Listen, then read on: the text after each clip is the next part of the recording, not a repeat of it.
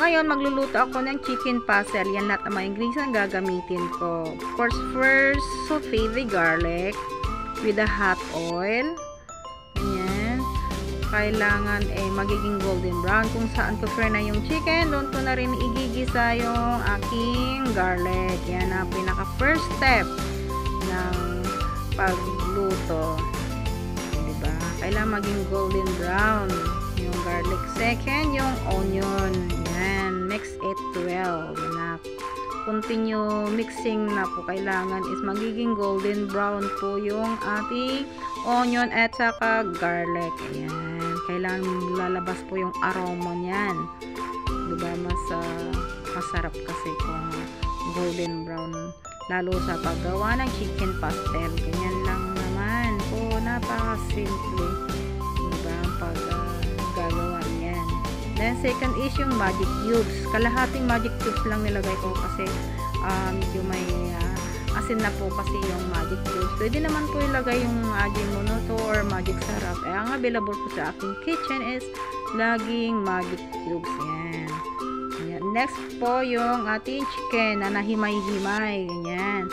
Mix it together na natin. Continuous mix natin para hindi po masunog. Diba? Kailangan slow fire lang po yung pagpa-fry niyan para hindi po masunog yung ating chicken. Balance po. Ganyan lang. Diba? Lalabas na yung golden brown pero hindi pa siya enough. Yan. Kailangan magiging crunchy yung ating chicken. Diba? Ganyan lang. Diba? Continuous mixing po tayo. Yan. Para balance po yung pagiging golden brown. Yan. Then add a little bit soy sauce. Dagdag lasa. Kailang kunti lang para hindi po maalat. Kasi meron na yung magic cubes na nilagay kanina. Kunti lang size na ilagay ko. Yan. Mix natin ulit. Kailangan magiging balance po yung kulay niya. Ganyan lang naman po. Actually, sa part ng design ko nakita yung ganitong mino Ganyan. Nilalagay nila sa ibabaw ng rice. Tapos binabalot sa dahon ng saging. Diba? Napakasarap ang kumain ng ganun.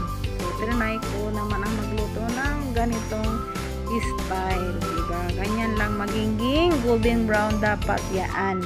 Magiging crunchy. Pwede nating i-stack yan 1 week or 2 weeks.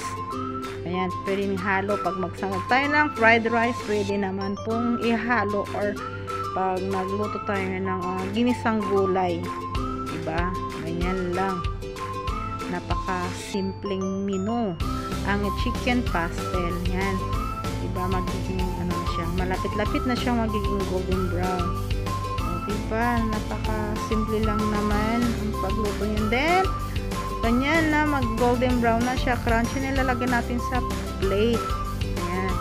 Kailangan, palamigin muna natin bago ilagay sa jar.